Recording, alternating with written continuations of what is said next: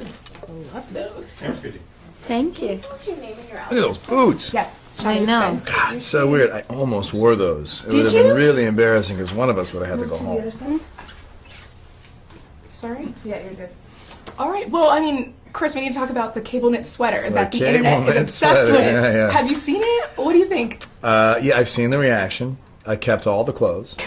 I can't take credit. We had great wardrobe people, but I think everybody looks good in cable knit sweaters, you know? True. I thought you were going to say everybody looks good in the movie, and I'm like, Just the hello. sweaters. Well, everyone's also talking about your standout performance. Well, Anna, let's get to your Poor Anna. performance. Poor Like, Anna. everyone is talking about it and how great it is. And I know you've been talking about how Latin women have been misrepresented in film. What do you think this film gets right? the other side of the coin. We're not always.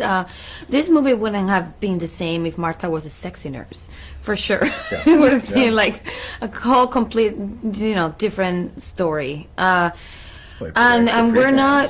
What? Capri pants, little socks, little shoes. High heels. Yeah, La Perla. So the movie has But seriously, we're not always thieves or the help or prostitutes or someone who's, actually behaving the way the family behaves. Yeah.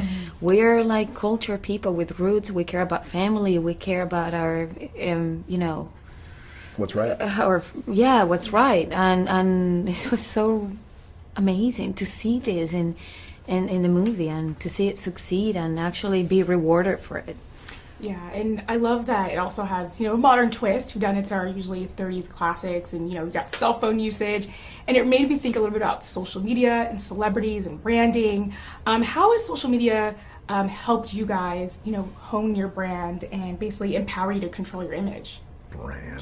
I'm still learning about that.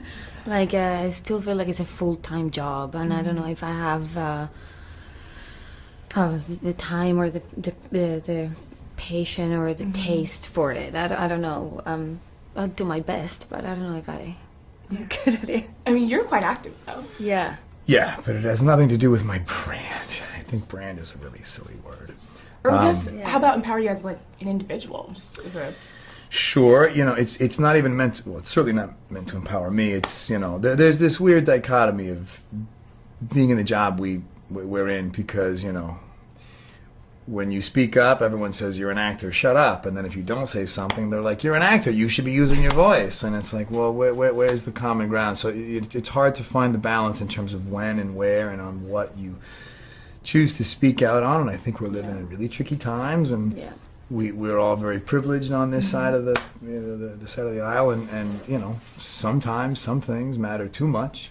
But you also don't want to do it so much that you become white noise, and you don't want to be sanctimonious, and it's a weird needle to thread. But there have just been too many times where I've seen things that when you start debating whether or not to speak up, if the only thing preventing you is some sort of concern of the downstream impact on your own career, that's never the reason to not do it. So you end up doing it, and you take the heat if you got to take the heat. But I think we can all agree we're living in a time where the people who don't have a voice deserve some help.